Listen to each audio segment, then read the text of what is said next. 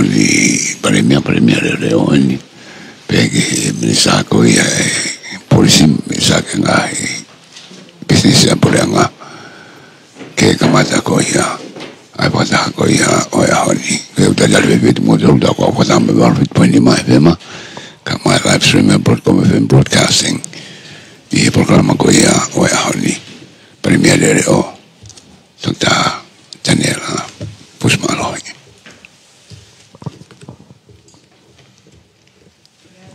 o kamata ai polkalama konfenismo ka whaiangongo i he whiawhini ho atani pa kuheni ai eik palemia leo leo toke ta Daniela Fusmalohi ka umaa ai minister e polisi a piven piukala ke whahoko ai e tau whepotano aki i he ho atani kole ke kamata peha tau lotu pa te tukuanga lewa ke eik palemia leo leo ke ne hoko atu tau lotu o tua mafi ma whawhetai ki te koe e whainga maari ko toa peo i mo ui koe whainasa ki mautoro.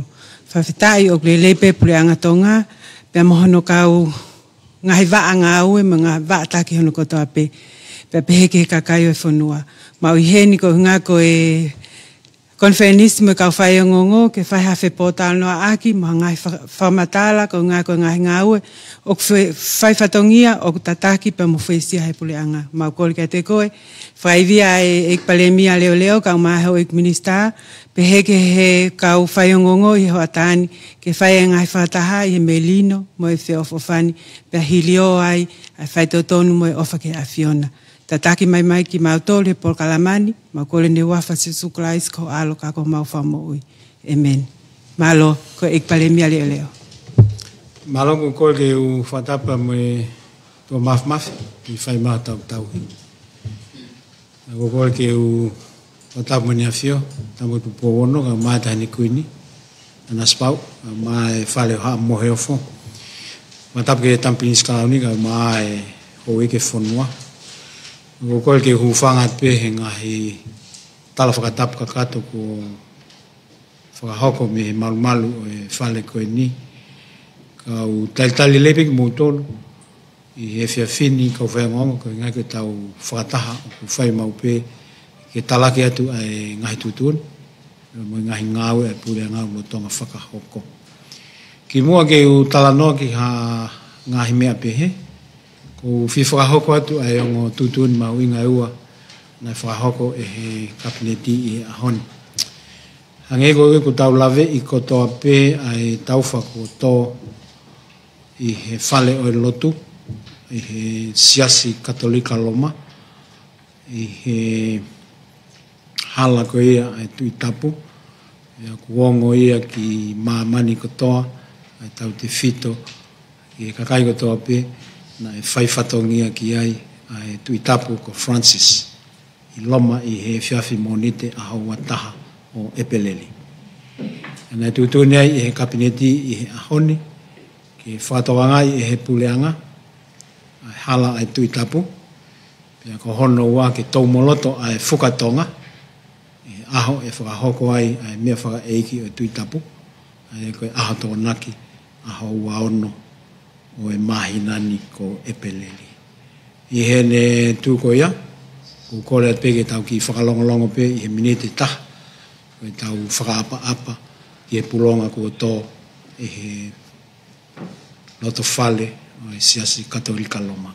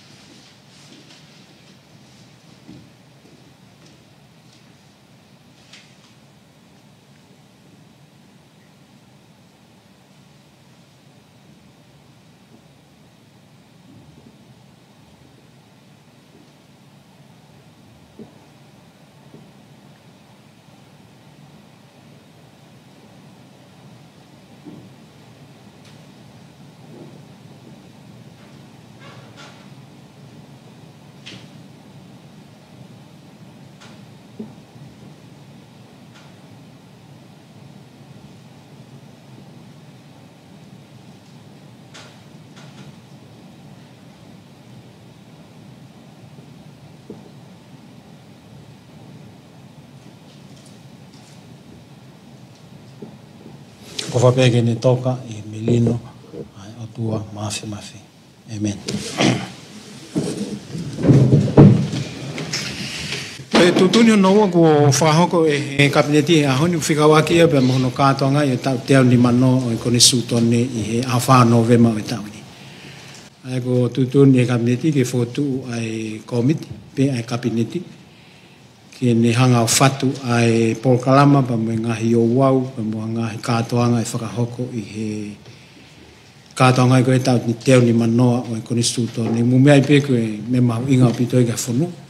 Ko tu ko konstitutone to ngani ko konstitutone ko fa ko to mo ka wi to I konstitutone fo lo ata I tau fitu he wa henga o Pacific aya ko ma inga pe ke puleanga ke fa ho ko ka to ngo ni pe ko ha hono lahi mono lele ko pe ke fa ho ke tau fi ai ke tau ka to ngai ai ho ko sia o tau teo ni manoa o konstitutone ai ko subcommittee ko ni ko committee ka pneti ko be ka minister to kon I he malu e komiti ko ia ngahi komiti ke ki he whaali ko e komiti ke Paul Kalama e komiti ke mea ngahi ako e komiti ki hono tari o hakakai de na whola mai pia mo ngahi mea peku tauanga peke he whai kātoanga I tungani ngai kātoanga lalahi peku to hoko e pa mo mea koe ni na tari kabineti ko uhi ko whakotu e me tua pule anga pa ko tupe na ko sangao o lea aki whale a lea na wha hapi he konga tau press conference.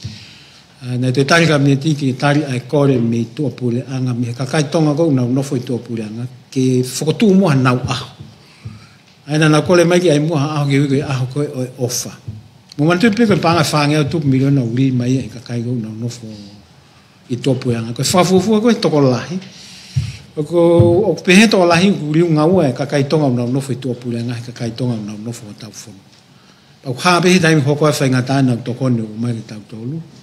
Ange koe hoko e tsunami, koe toa e COVID. Ma te whaingata api hoko ke whanua, ku wala mai kakai tonga I tua pule ana. O mai e tokone. Pea, I kai ke ngata ai koe tau kotoa, I he statistika, ku paanga whange au tupu miliona no o mai ki ngai whamili, ka mō mana tui toi to tuku hau mi eipa mo pule anga ki whaikona whatongi. Pea, kai ke ngata ai nau toi o mai moe koloa. I whakafufua koe a ko tuipeto koe maha ripote. Kai wau peke taha piliona no whakataha. Ai koloa o mai ke tokon mai ki he nofo ke tokon ki he langa. O ngai mea pehe, pa moe paanga cash ko o mai. Whange o tupu miliona ko tuipe wau I ke level koe paanga taha piliona. Pa I he tuunga o tau ia, ton ke tau koloa ia mo honga ia I he mea pehe. O tau whai aho koe ni. Ai whakahoko e lo tonga o kātoanga koe ni ai. Teo ni manoa e koni sūtone. Pai whakahaia ki tua pureanga ai vai whanua Amerika, Australia, pia mo New Zealand, pai peka ngai whanua pe kua kautonga. Koe haha nau kātoanga e whaiho nau aho koe ia. E whinga kia pa mo e komit Paul Kalama ki nau ngā ue ki he Paul Kalama koe. E whui aho e taha I he waha taimi koe. Koe whakaukau koe e taimini, ke kamata hawike ki mua o whakaosi mai ki aho whaako e aho tūsite. Foi wiki taha I ke whai tau kātonga pia tō loto ai pia mo e wiki eni ko ia ke whai ai. Kai ke ngātai ko si ai pia mo ngai whotutu e ngai kau tasport whamaman lahi ke whai maa ngai game ki hen. Ngai whaiva mo hiva. Whai he mātai. Pia tui ko e teknolosia mo me ngau tau ngā ke aho ni. Ke tō mui hono talaki o nai taimini taimile leipe. Ke tau teu ki ai. Lahi ngai wholaku wakatahi ko wakapuna. Ke au maa tau kai ngā me tua pureanga ke tau kau ngā fia I he kātoanga lahi koe ni whakahoko. I he whasinga tau ni. Tau teo ni manoa kone stūtoni. I he taim tau, o tau whahistoria eni, tui koe tau ni, o toe mahino e tau eni ni manoa, o tau office wha konsela I sene, e kau moia I he whamanatu, o manatu e pe mo e tau e nima tau whenga aki pa mo aselie mo nusila, I o tau wafa diplomatika pa mo e tokoni mai ang whanua koe ia. Pea he taim tau koe tui o kakato e tau honga fulu a hil whakalau ni o tau tui ko tupo wono. Ai koe ngai mea lelei ngai mea lahi ke tau hanga atu ki ai he kātoanga koe ia. Hoa pe kabineti koe a honi na iai pea mo mau talanoa ki lao e ke malu ia ke consumer. Ne tuwha koe tai mini o kei mata vai pe tau ngahi lao ke malu e toko taha consumer. Ai ko koe pe ia mua. Malu me ngai mea keke, malu me he kona hia ngai kolo to tonu ki fai no tokanga kono ta palasia e ki na tolu na mai kolo ko ia pe mono tokanga i ko ke fai ka ngai fa kau ki mau hapanga e ta ko to tonu ni ma mo ilo be ngai ne ko tau fanongo he le tio pyramid schemes mo bonsai scheme o lo yangi ngofu ki ta tolu ngai me pe ka fimau ke asi he tau lau tapu ngai me ko ia e kono ta palasia ia to ko ta consumer ia o ke ta fa ko ne to tongi ngai me to nga fa wa ka nge ko fitu taki ba mo ivi o hila ba mo ngai ivi ko ta ngai aki ai ko ta he u me na fa ta la no ke he on ko ta me le na ma fa hon ko no tali ki ai ko kamata en ko tu ko i nga wenu ton ke fa ngai fitu ko to pe ku ai ha mata nga po me pe ko fitu ko tap to fitu for historia mo ilo be fu ngai ngai fitu e ko va ya ko apia kakai ka ku tu ilo to ngai mata nga mo ngai fitu tap mo ngai fitu for historia ai ku hela pe ko e fonuai ka pa ku pe he ku ya fitu ya aptu ku hau ta do ngai aptu ku hau ku tu ilo to mata nga pa ata pe ki he mai fonua ko e ko kolo ko me ke mi sta fonua ke va he ko mata ngai pa tofi ile mai pa pe he to ta wa na ke fitong yang he pula nga fitu pe wa pe ko compensate ka tu ko mata nga ke ngai aki he fonua pe ko fitu tapu ko pe fitu historia ko yake ki lama ka kai o ki ai o sio ko na historia pe ko sio ki me ma inga ko yo tu e fitu ko ya ko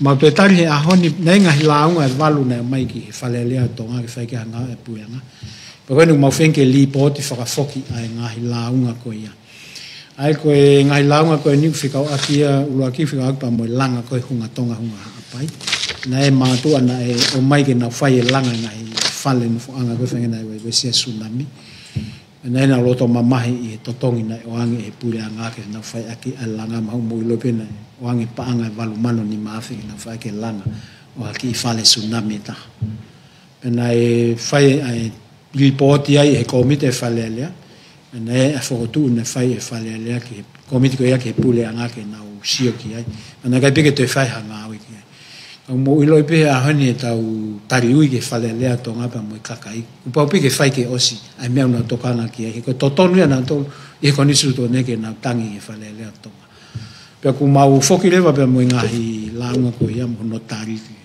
ki puya ko no wa na e foki hanga he puya nga tau ko si tari la ke tukuangi atu e to o hiapo mo to o ka wa ke ta hape ke ni fai na ro tu e malu e la ko me pe ko restricted list ma mo wil pe ke e tu be ke tonga ke ni fai mo pe fo to ko mo lisia nga me ko ke tonu ke nga ke an ko me atau mo me pe ta pu ye ka we list ko restricted list tu ko pe ko me ye tonga ke ni fai na fa ta ta ko si tu ko nge ke fai ata e ko nga ka ta pe wa ne pa ke ni fa mo pe te ni fai ne mo ma usio ne nai ma tala no han ko no fai ko fakaili mo ko hunu na lao na tari e wano wa tolu ke ko ya pe wa ne feitu ke process ai pa no fare ke ai ai nga ya mo hunu fa no fa ta tu ko ya bi en ofu ke ni fa mai pa ku hangele ba ngai lao pe ko ha me ke ni hanga o fa ha ko la ulan ke fa ha ko ngai me sector ko business ko ta ko lao ngai ka inga ko ewa na fika ke na hiki me elia na vahe ke ngi na tolu e puanga ke na ngoe na fika ke na hiki me to ko e kau e mata vai ko e vai o tana ke vai ko e eua pe a tu ko tai menina ave ke na to ke fitu tai ta o pito ke na o ke hala le pe maka ke sai ngo ka kha mai a hon ko ke ka fitu na fika no hiki me e mata vai ye ho ha eua e tu ko ye ku ye ai lisia e fitu ko ia pa fai e fanavao ia mo ngai ngai na uri e matavai e wa pa we tu ne ka ne te ke alu en potunga me te ke si ke ai pe ha we ma fai e mi staff no ke ne cancel harisi ko ke ngai le aki pa ka nga covid ke ka kai fu ai ko ta hai me na mo hanga tali e ahoni pe ko tu ke ngai me na mo hanga o fai ge tu ni han pe mo o mai pe e potunga kan ki se whakatau aki mo e whakalaka whaekonomika e ngai tutun ke tokoni pe ke mono e ngai la koe ni ki he malu e kakai pe. Koe konga ai koe, tingai koe ke whakaai ai e whi auhi. Whakai ai whi auhi ke lelei ka ki tau tolu ke koe taimini koe ke lava o whai ha whi auhi. Koe koe tau lao ko koe ke ni hanga tapui ai urunganga koe o nau tolu nau whai whaukoloa ke tuku atu ki kakai. Nau lava ka nau hanga na tō whai e ngai urunganga. O au ike tūnga o nau pue i whakaleve. Ai totongi mo e koloa ke o mai o whōtunga o mai. Ko tui te u ngatahe, o hempe minister policy, mo minister ke ngai business e pue. Ko whamalopi ke he ne ke i tauhi mai tau Pukalama. E kai ka hamea ke mea ke kai, mahalopi ko lefa ko mo uwhehu i o ku. Mo fa ampe mo tolo ne un kai ke kawe kabinete ya hon ka mo fa ampe mo tolo ke to eke ki ai ke fa ala mai kai ke to ai taimi ka tuku taimi ke mo o mai hanga fehu mo ha ki ai pe to ka ke pe me mo pe heke ke tau sio ke hon o tu e fa kata be tau le ki tau taimi be tau ho ta mo ko be tau fe un ko tu ka to over ya ko tau vilo tau to le me tau pe ka tu ko atu ke kamata ai tau tari fehu ka ma to ko ne tu pe mo e mi sa ma tari to fe. Malo apito ik palemia leo to kita taniela fus malohi fafofonga ia te kau media e whakataha o he howani ai mau whaftai ke eiki talamonu atu i he fuafatongi au whai he pureanga o ene a fio pe mo pureanga tonga i he nakanga ko ke fuafatongi ai i he lono tongani ka hokat mo ai tau whehui Uraki pe koe nai mea whoke e tama pirinis kalauni mo tahine pirinis kalauni ki he summit i Japani pe koe ek minister whoke o he Defense and Foreign Affairs ki he Palm Summit pe koe wheilo pe koe hae ngahi monu ia pure angatonga i na mea at ke whakataha koe ni. Koe mea unu nei whahoko whuke i Siapania koe neke expo. Whai whakatau pe ai expo whai takai hola ngai whunua. Koe mahu inga o Siapania ki tau tau keke lawau iau o to whenke whakamatala i atu os mahina. Awane mausio ke elia koe o e ako. Koe elia o e langa, koe elia ke he mo'ui. E tokonu ka Siapani ko whai mai he ngai tau koe ne tolongo fulu whaanga fulu kua hili. Koe tau hiwa ko mo Siapani ko mea mahu inga. Pa koe tau hiwa ma ngai whonua ko na toko ni ma ki tau tolu. Ko pau ke tau whakaai i he ngai whonga ngāwe pe koe ko tau whawhai. Koe mea koe kia tampil nisi koe konga peia o ne mea ke he expo. O sio ki he whotu kia mo whai ai whemea aki pe mo e hou eke Siapani. Pa mo e pule anga ki ngai toko ni whai mai ko tau whonua. Ka koe hiko tokoni ko whai lahi Siapani ko tau whonua ni koe ke u lava o toi whakamāpōpa koe tokoni lahi ko whai e tolongo fu whaanga fu kua hili. O mahuinga pito ke tau hi o tau wā koe me ngai whonua ko tau whingai ake. Ko paupe ke whai e tau wholau ki ai o whai e tala nomuina. Ko aina tok whoki mai koe wholau ia ki Civil Aviation Ministers Meeting nei whai e toha i Qatar. Koe mauinga wholau i koe nau kamata ke awe tau whanau whiwhine o ako i he ako pailate. Koe nau whakaukau ke tau waha tau agreement mo ki tau tolu i he whinga aki whakawholau wapuna sivile. Ka neongo e ko paupe ke tau whakakato e ngai whonga pe he ke tau whiau taki mo ngai whonga. Ko hiko lelei whakalufua ko mbao. Ka wate tāna ke toko ni koe Siapani ko whaime ki tonga ni hono mauinga whakapanga tu lau piliona i ete. Leo koe whehui pia no wā whakau akpen mui whalau koe ai ik palemia o tonga ki Amerika pia mui sekretari koe forum ai a whoki o kuai whaam ke na whemea aki pia mui president koe Amerika whakau ak pia mui tokon ke office koe o amana ke whotu i tonga ni ka koe whehui pepe koe ha ai taumua o e whalau koe a. Koe ngai wholau koe taimini ku lahi ngai wholau whikau ki hanga tonu be mo e climate change. Whiliulua ki koe e a o mang moiro pe me tau press conference wa mui mui nei.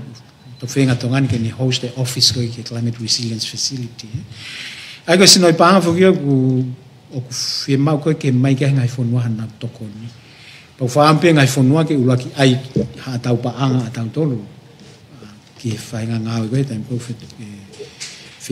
hoko a whakatama koe ke whiliuliwa ki ai pia koe whakataha e koe au nau ngā ki ai ke whakatala noa lelei hangi koe ngai kupu ngāwe tau tō koe pangea mamani ma winga pito ke whakatala noa ke ngai mepe i koe koe nau tō koe ngai nima ngāwe koe ulaki ala maka tau tō ngai pampole mepe pia sui koe au me mi patongani i he Asian Development Bank i nau poate pule pa i toi mea i pare mia ke ko yo minista pa anga ke tala no ani nai ke tokoni a siapani u to ke hang tokoni fai Asian Development Bank ta to i he ta weni mi ni mango fulu talu i he ta hi wa ono fulu tu buena ka mata tokon mai u lai ta buto na tokoni ke infrastructure ta ko ta u khala faka kava evacuation bridge ko pa anga ya Asian Development Bank mai mo na ngai tokoni ke pia na to ko si o mai ai lisia ka ma to ke ma si ke ngai to ko whakatafe lo to nunga lo fani ko tahai o me na u me ke whakai ai sektor ta u taha ke mo ui pa anga ke tuku atu wha fo he ngai panke ke no me ai ha pa anga ki ma ange ngai business ka nge utalana ne nai ke tawa ko ki ai ke fai fe mata ki ma hu inga au pito ia ke fai ko ka lava ma ngai tokoni ko ni fai ke tai ai whaka e ko hima na tui ko konga tau patseti ko development budget ko panga tokon apa to panga tokon ko ka tau ngaki tau sili ni ka ke lava ta to tana ki ai ko patseti ko lo tonga lele ai ko me yo peke ta billion ma ku hiwang ya million ka mo mana tui ko vai ai ko panga ai ko we panga ai World Bank we panga Asian Development Bank we panga Australia New Zealand pe amo Japani ko China ko hono tana ki mai ko tau panga ko patseti wala lava tana ki he tolungia ke fangia million mo wilo pe malo pe no lava tana ki o mo wilo pe fitu tana me ai ko tahi ko fare ko loa city ko ai fitu ke mai me ka hoko ka development partners me toko ne ngai fonua ko me ke ne hanga puke tau economica ki malo abito ko frasi pe ko Afrika akpeia pa moe o wau koia o mea whae koia o tuitapu whalaki ko Francis pe hange koia koe o wau te rio i St. Peter Loma whaftai ke kina e whai ai whakataha ki ai kapneti ai wheitu una pe o mahino o ku tau moloto ai whukatonga ko hi ke whai ai kaunga ongo i pa moe whakapapa lahi ai whanua ki he taki whakamaman lahi koe ni o Sas Katolika Loma ka oku tau kaunga ongo i koto ape koe kupu o Lord Whakaristeane koe whaamu pe ke aha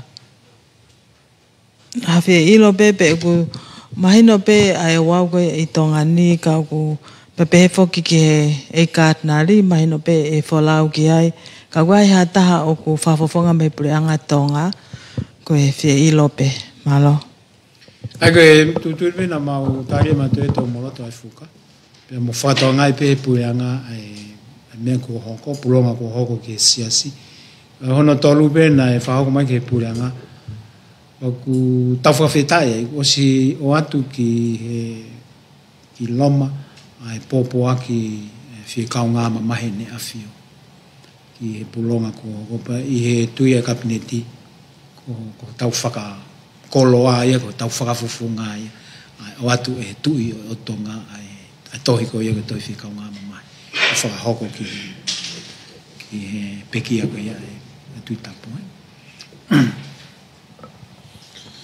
nake mea mai ni nai e tokon bare mia whafkat pe amoi ngahi mea e la whako e pisnisi. Ko ilo pete mo whalala au pito pe hame hono alasi mahino e la whako ni ko ngā ko mo whenga koe ki tau he wāwhat diplomatika. Ka ko kai kono toki o hake ini e ka venga koe ni. Kau loto peke tā noa ake ha ngahirea mahino ngofua. O whawhikau aki pa mo tau kainga e sia roi tongani. Ko mea ko haa aki ai kakai e whanua, o ku nau tui o ku fuulahi, o ku nau fuu toko lahi I tongani, pia fuulahi pia mo pisinisi, o ku oange ka teki nau tolu, o whakatatau pia mo tau ki toko lahi, pia mo lahi koho tau ki whanua, bako tau ngahi resources ko ubao. Mahalo pehe ani, mahalo ko laulanu. Ka te upehe au ko siololoa. I he tawhaaki ko ini. O ko tokanga tu, ka pau te tau whakaka sio whakalele ki honau historia. E nau kaka pia me he ki mea, ke ki mea, ke ki mea, ke ki mea. Pako tu e tamini ko tu iau mahalo na oskolonia whaka ekonomika na tolo ai whanua.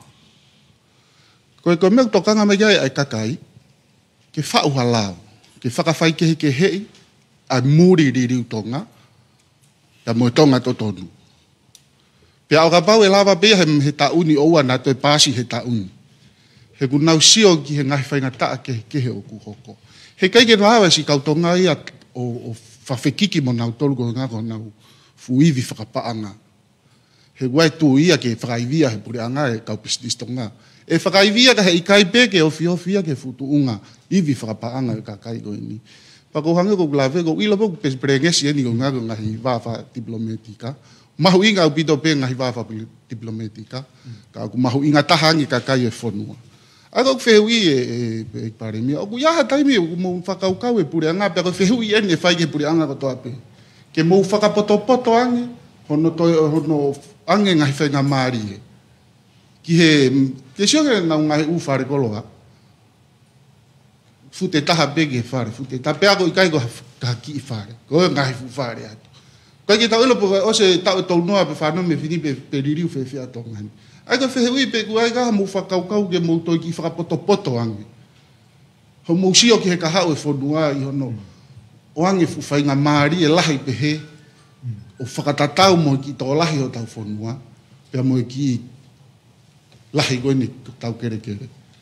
Mahalo, ki fehui bebe neu ngari fefe e to ngari la lo to pe ate me ko ha ge kakai ke malo na kamata fu me tahi vai wango fulu ya lele mai ai e tau fengo ke tau fai pau ke ngai me fa maman lai pa ko tau ko me mi pa ngai me fa maman lai te tau liliu ai pe me tau fonga nga ma mo me pe fa tala no lai e ki na tolu ko na fa ngongo ma he hiwango fulu ko wa fe tupu a tala no I ko tapiuti o pa mo e kau ko ge ngai funua hangi ko ki tau tolu ko mo ngai sino fa maman lai ke e ne atu ke tu nga pau ke tau fai pau ke ngai me pe ka ia pe me te tau fai nga ta ia ai e pau ke liliu tau ngai la ta to ke fai pau mo e no liliu ngai la ke tutte ko liliu e la ke investment ha pe na ku mo me ko anden nai ko whakatau atai na ko sektor ko fai ai ngau whaka business ko me whaka maman la hifuki po time ko mai me whaka maman la pe ke ai mai ka ki tau ngoi me hang ko tala no tau ngoi fai ngata ia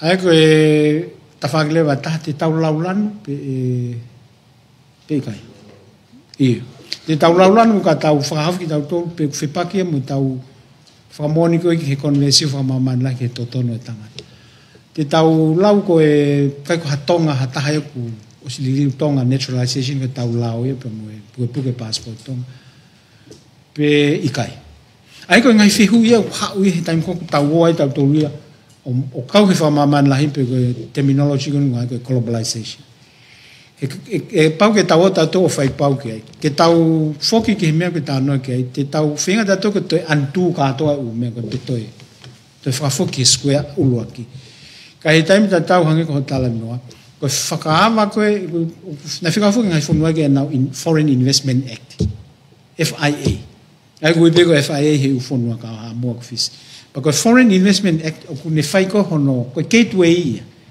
ko ha me ko whakaama ke kau muri ko e ne awai ko ha me ko tāpuni ke kakai muri e tāpuni anga tau tala no ka nene nai ke kawa pa mo ka pau pehe e whunua ke tāpuni pa tau tāpuni o te ha sektor e tāpuni ko me fu ke lea ka yo fa matala ngo tala ko me fa ka ga pu nga pa ko ha me fu ta palasia e ka ki tau pe ko mata ka ta palasia e foreign investment pa tau fu ka ge ki ta pu ai ko tau lao ko ki fu ge ki ko Ko ha me ko tala mai tau lao ke tuku ia mai ka kai fo no pa tuku ia. Ko taxi u ka ia me ko ke tuang e kata. Tu ia ta to. Ba ko tala no ke retailing. Ko me pe ki whakau kau ki ai pureanga o ia hopa whakau kau ki ai me kakai ko hika poko me ai ko. Ka ko me na whaketa ana ke policy ko ke consumer protection. Pa mo lago e tai mini ko whinga ia ke ua whai ka hataha i mea ko ia pe. Whinga ke malu e consumer ke ua kona hia mea ko. Pe ka ia whainga mea aki ai whonga teknolosia ko e aho. Ka tui ko mea pe ala lava ko tari atu he aho nia.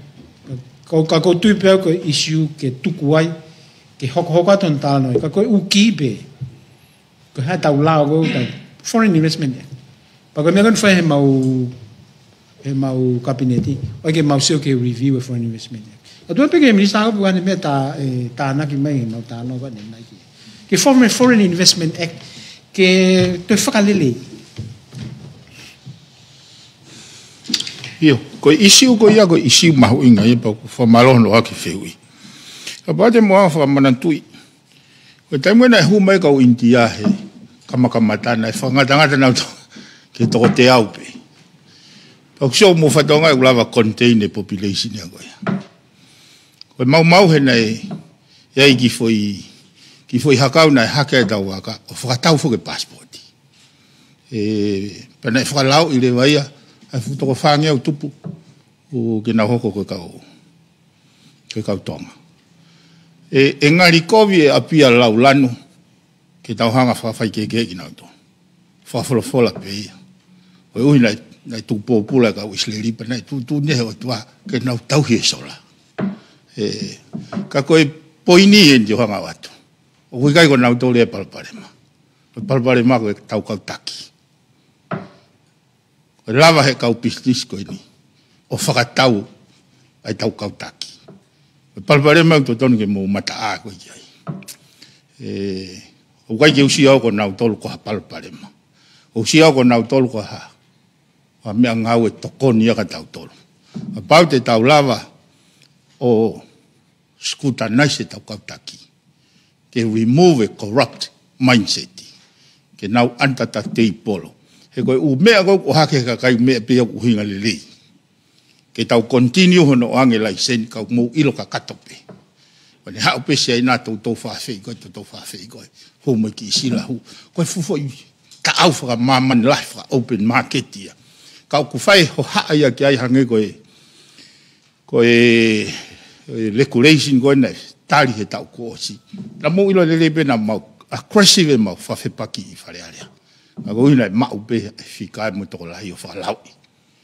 Ai hono toi whakakau mai ai kau muri ki hono tō, ki hono ngauhi, au kono exporti. Ai na mau whenga whoke, o ange pe ai exporti ki he kau muri. Kai o ange ai protectioni ki he kakaitonga. Pea tuange marketi ke nau whaiteri pe te nau open, ko wheitu ko he kau exporta, e mau ai sirine le ai kau growers, pa mo kau farmers, mo kau o funky SMA one mo hunu ka wa ai hange ku lokai ka ko na os mahino be ka mautol ko interest ne ka business na o mai aki ki fare ale a ko ya not the people ka mautokanga matoki pa ko fa malo da no mai vewi Vamos ver tapu to me viduna e para mí ale pege que me está malo maui que fatoniani Ki wheu ula ki pēu o whai ho haa. Ki panga wholau ko ni e preanga na e whakawhisi. Nei tāri ke 5 miliona. Pea teki ose vaiwa te tauia, ko ose auia 5.2 miliona. Pe ofki ai. O teki se panga lahi mo nini. E historia o e wharearea e kulawe e au. Ko o hapure anga. Kabinet o a wholau lahi pe he whau. Nei ke whai bua hatare pureanga, nei ai e minisai a ua pe tolu, e pureanga na toki oti. Nei nau hoko na toi fo imahina tolu i muri pe. Mo nau pētium, o lau, mano mo kilu. Ke kwhio pe pe lava nai o mai a ngahi fika. Nei alu ki whe a 5.2 miliona ko in panga wholau.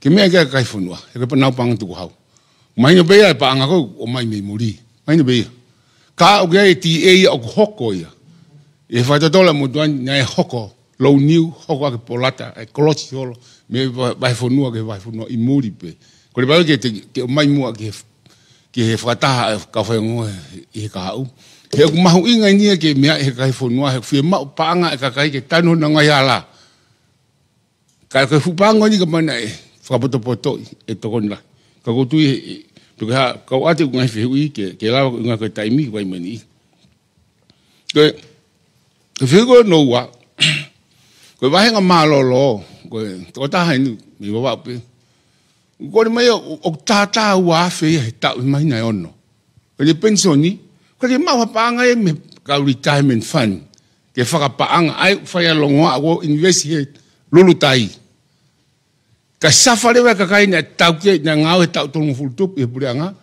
ko panga na totongi panga pe wa fe mai na hono fika mai tamai ko ni tamai ya na bulabu e ta we ono pa to ma pensioni ki wa mano fa fe ke feui fai mo hanga ga purianga pa to mahtari ke hoko he ga ho ha ai kai ko wa upe ko tongani e fu para pare malahi ko ke lava panga mi retirement fund ke fa pa ang ai me to tongi ni ma fa ngata ene panga tu ko ja panga ya ke mai ya ta pe men konga panga e wa fe mai na ono ki ve ono hoko ko ka fa ya ko ni na o ako ko sa fa ya ko I wa upe pe na mo fe mau ke o mai fa hu ke fa ka kato fa lahi ke na o ti piloma mata to hi fa ya ko o fa ya ko tak ta ko dam na o mai ke fa hu university o ko mai ko ya o tau to tong pe na to e na o mai pa ke ka ti e ia ka na o silo lo tonga haya he pure anga ko fa ya ko ni ua I wa pe ko ato na hingwa ko fe ui ko ha ko ke to tong ia me ke tatau ke palanis ai to ko ta ko to pe ko kai ma ingai pa ko pa ke ma tali ko ke minister ko pa ko no ko ke ka na me ko ke hiki wa he ka fa ya ko ta to fito ki tai he ko hiki ko lo ai ai ta pe ko tangai ma hoa e mo bang mo to wa valu hen ka mau fa to lu ma to I wa e to tong fereti ko ave haki ngasi na mi hin pa nga fa noa ko poini u tala noa te mo ngawe wa ko hiki ka hiri ko mau pe mo banga pa nga tau mo ko ta ko tongani ko hoko atu e pa mi le ne fa no o haki hen felawe pa po tunga malini e na ta pun be to he wa ka ke foki be ka kai motu ki motu uta ki uta I gai kakato e na o mai ta puni be ia he ua o au ke honi ko wha hoko atu o te kia ke solo wa palpalima ko ia mi time wha mui na tau tala noa ne pe te munghau ke o au ke mo minute ko ni o te wha hoko mai peka te o te kai peke wha hoko ko le pe mo pe na whahanga au kai ke hoko mai ko hoko atu kai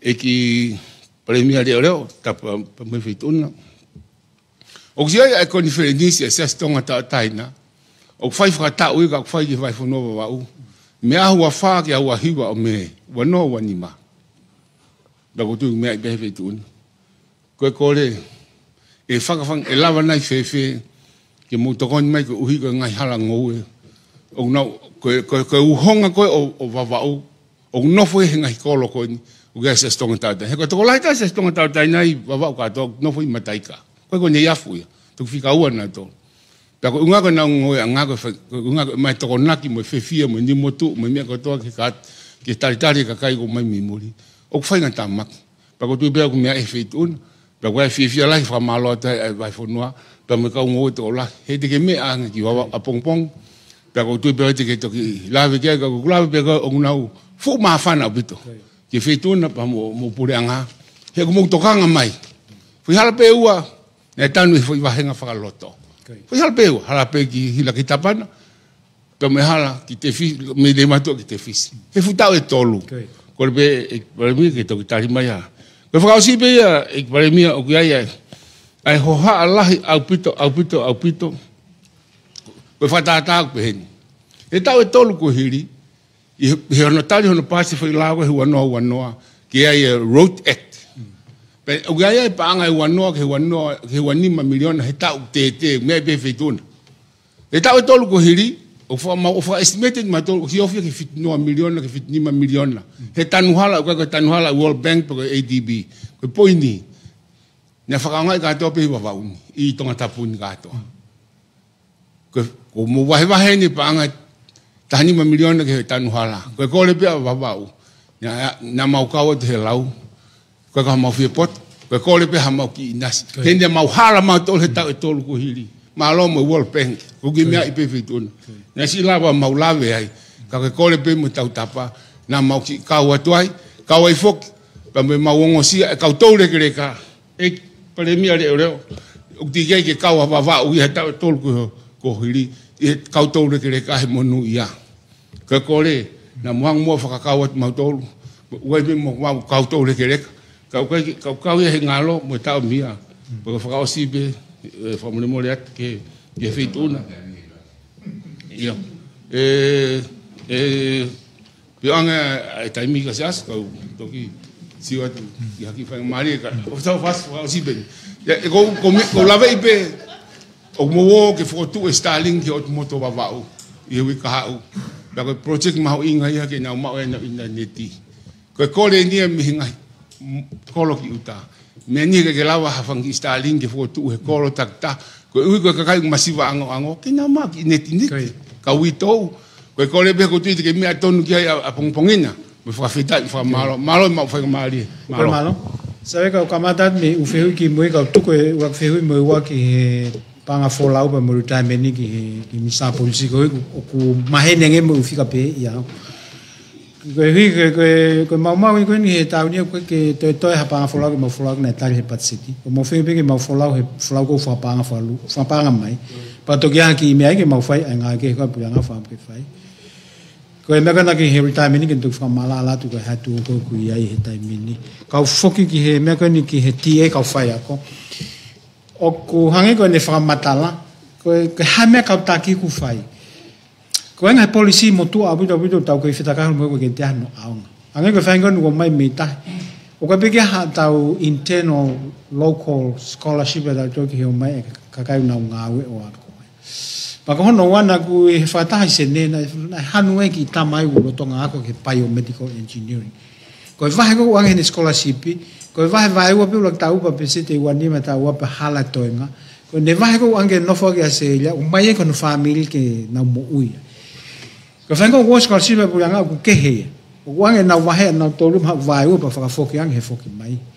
ko ne si fa na wa mai ke li mo ta u policy pa ko tahan ni mo ko he ti e mai ke si hela ma fa ya ko lo ton fa ya ke ha fa o si han ya ka ke ta to kon ni ne te to fu ni fa mo le ke fu ana mo fa no be ki pa le mia ne va he ni ma milion na ke ave ke to ati wa ben pen ke fa o si ke nga hi te mi fa nga na ange me ko ni seti o tu ke ta fa pa ho te fa me ta ke ka va ke nga me pe ni mo ta ma ko ni tangi mai me muri scholarship ke li wa ta ko sipi ange vahe de na o mai pe o anga ko tau funu ko no ko me kan ki himari ni tu ke se kan stala tu tun ke fralere tai mi ava e potunga ko tu ma na office ta mo customer ma ko fa nga ni ai ko ta fa kon ki conference ki va u te walo pong te mausio ki halang o mo hala ko lo te talata pe programa tan hala ko de puanga lo ton fa ko o stari de panga ngo full million na fa la ni patseti ke tana ka ke pa mo valu million na to he po nga mo ke ke ta valu million na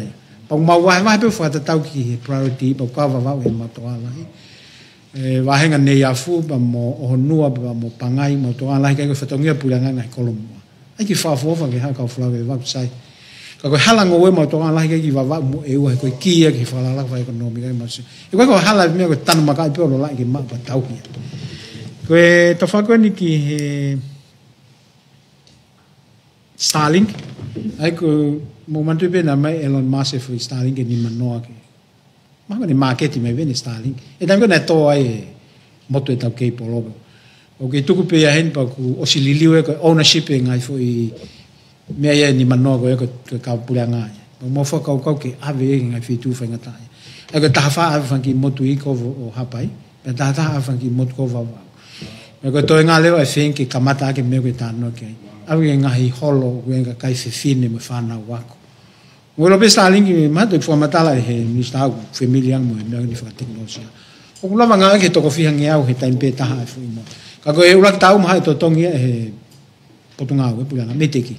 Ka feinga e ko lo ke na to tongi panga wa ngeo fi pe mai. Aga na o. Ka ma ko u me ka tu ko ange ki he ia ko tan hala ko ke o fai ka to ta mini lere u wa hanga ta ha. Ko ke to tu ko wa hanga lere ka to pe ke oswa ta pe. Kau tu kan ke mista polisi me kan ke follow ke eke, me kan ke tunga we retirement fund.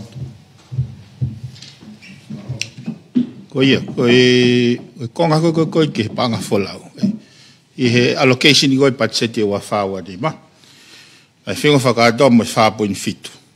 Ko ta una ma hu ma ai go i February.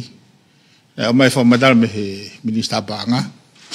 Ko sia o panga fola u fa more ke ni ma poiniwa we fin be he ne a u mai ko ki tisema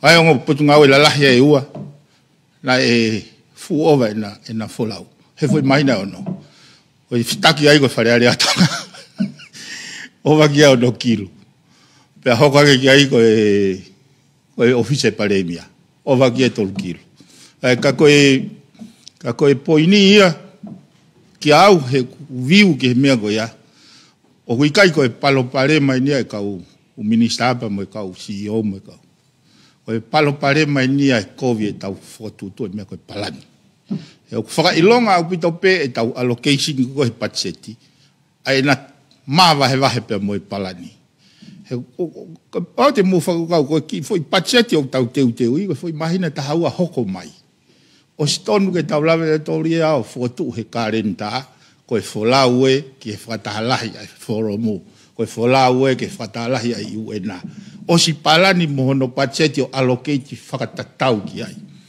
kai lava ke tau navigate whakamore according to plan ko e palo pare ma ko he observation ga aku pe ko ke tofu hia upotunga we kato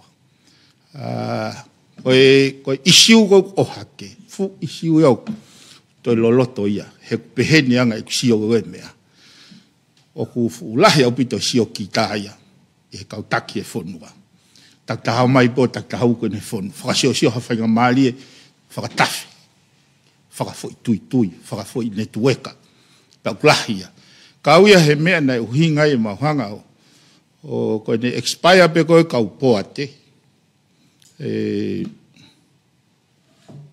ngakai be na kontureki mana tui ko business plan ni au folau mai e os kisune ai ko muy he ngai kau taha ngai public enterprise na business plan to be foi mahina kai fai review ko me ko na mahanga fatonga ko ai ko fakamore ki foi institution o ko kau poate tarekita feo mo tapo in familion ko potunga ko ne Ministry of Public Enterprise ko na patse fo mo tapo in hiva million o feo ko mo tolo ka pau ko na fatongia ke na monitor o oversight a no fakalere o ngai public enterprise then what else ko na fatongia he ko line ministry ke nga ke na service ki kakai na existing be to act as a regulator pe ko oversight ke ngai to ai tau institution ko pote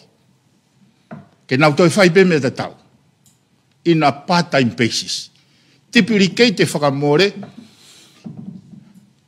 ta po in fahe whamore ta po in hiwai ke na whai pe fui me tau o no monitor e na implementations according to plan ai ko palpare ma ko tau whatara no ai o whainga e cabinet ko ni motuan hange ko umea ko he policy o tamate afi ke whakawhetau laki e parani ke mea ko kore he patseti mismatch au pitoia ka wika ko hafo uia to ta fo ui whakalufu ai tau ka ko no hinga ko malo ko tau sio kita pa tau ta build better empire kai ke tau whengawe aki cooperations te o ate whakatata mahino e palopare mo koe.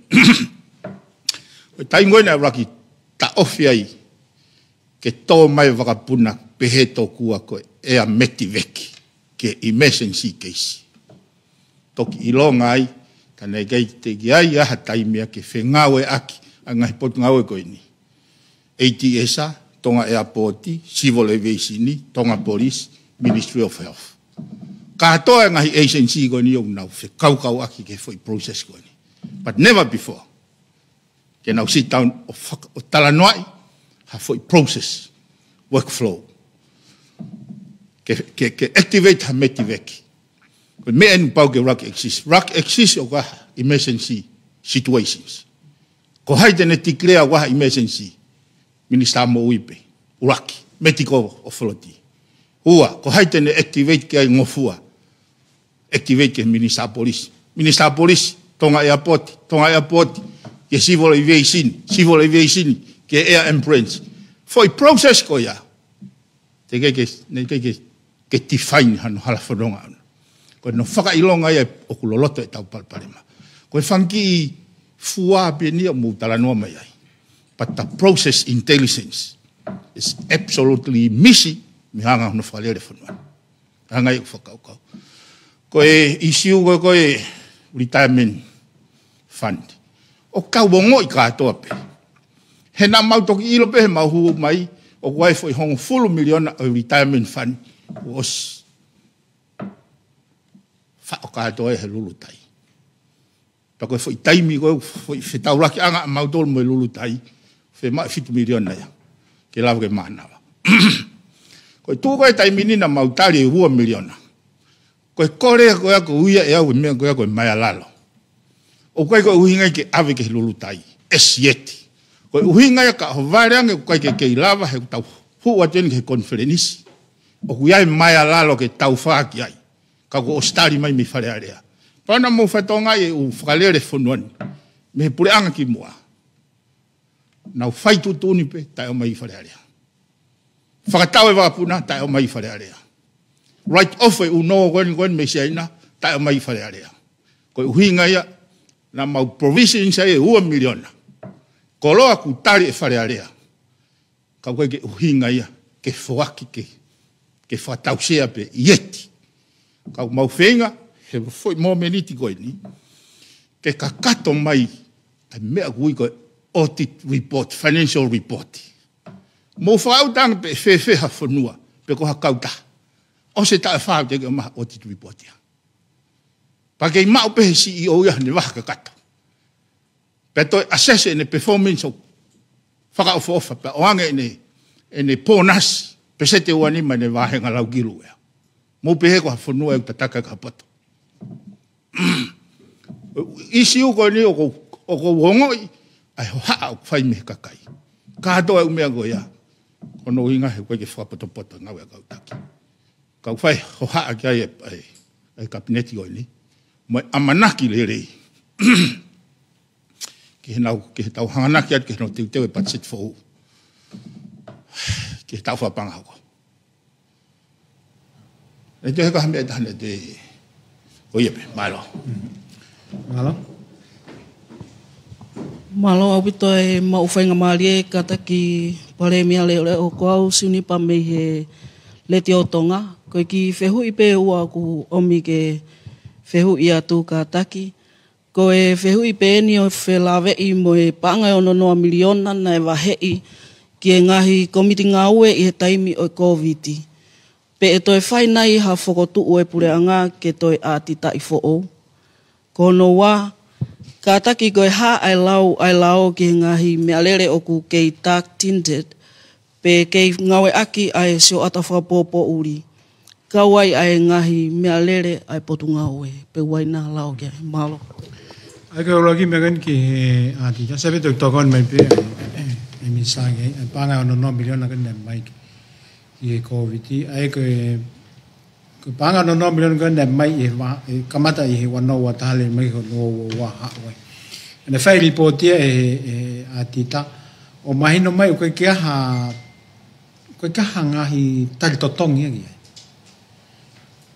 ai ko me ko matala report ia po normal be ke atita ke na ma kumi ai ko natula atita ko ni ko performance audit ai ko whakahoa ai ngai tāketi ko na ton ki au ki ai mo mea ko na whai ai ko taha me na whai ki ai toka ngā ko hai whakamore ko na whai pe nai whakamore o whakatatau ki ngai mea ko na uinga ki whai ke whakamore ma ko mea nai kumi ai rekodi ka mana o si mau a titaha ni a tita tau pe financial audit he kai toi hau ia eke was mau pe kana ne eke ihe te ke mau ai rekodi pe ko mea na whakalolo mai na wofo ko na ngā fuolo ha puranga ta e wanima e whakahovare kau kai ke tau le koti e upotu ngā weia pa whakahovare kau kai ke tau e u NGO e ko he u cluster hare koti o hovare au iai puka mea kai ke tau hia au tala mapi hati taia o stalange e sistemi ka tonga ni e tau financial management system o malu fi unga beke ni whaia ke ngā weke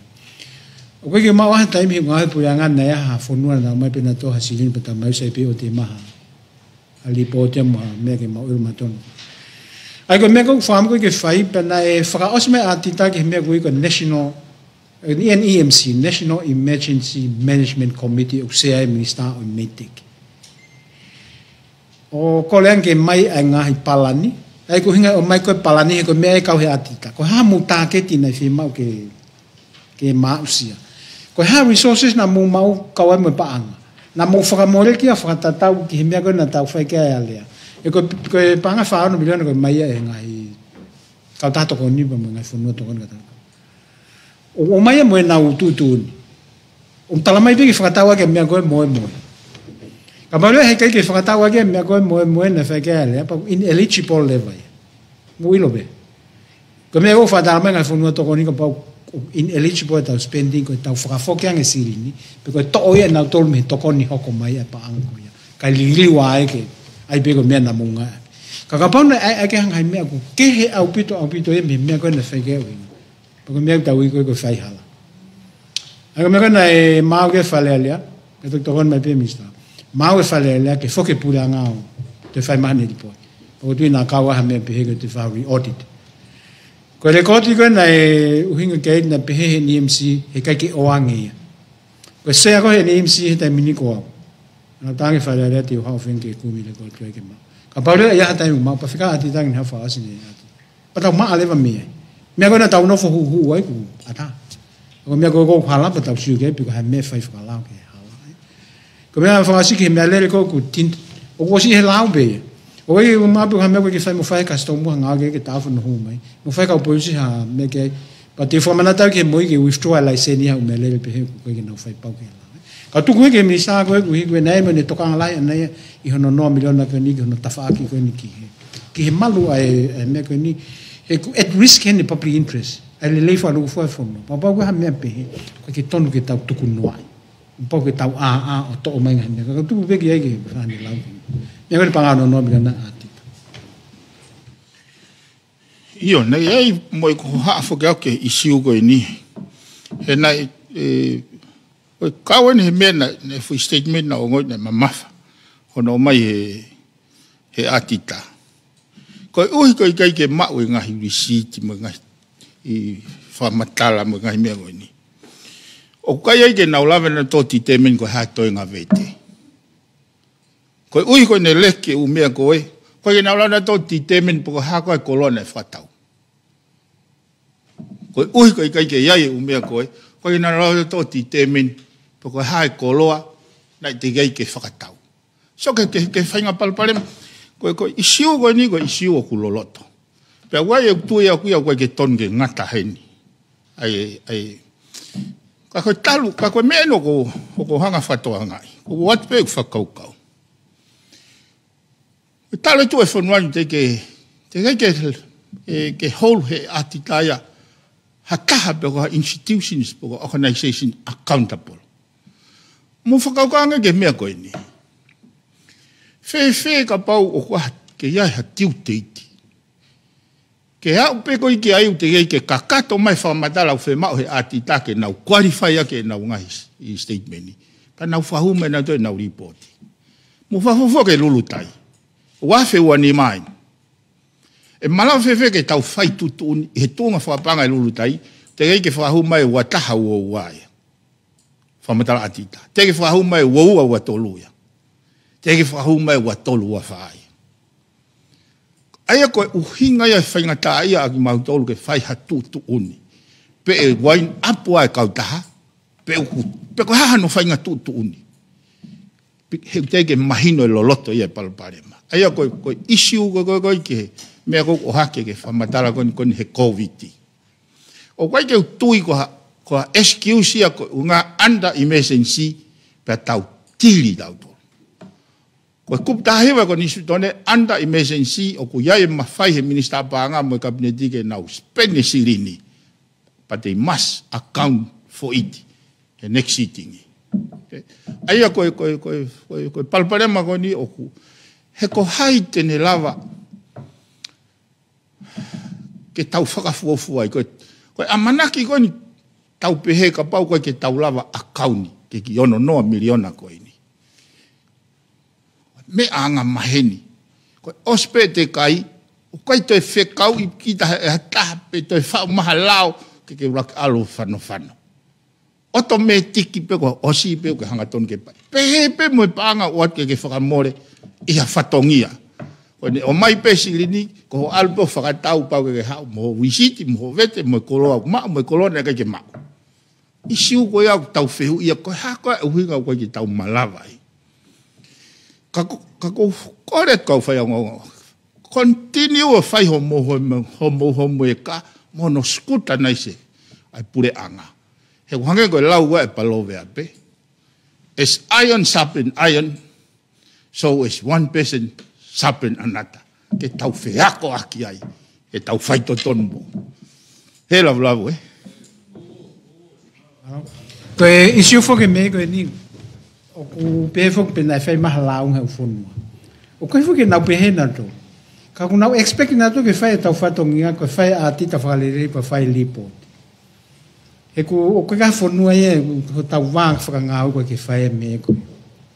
Ka koe maheni koe me whanga lipot pe. Ka whai ange tau ngāia ke paanga u mai koe tokoni koe ke ngāle lea.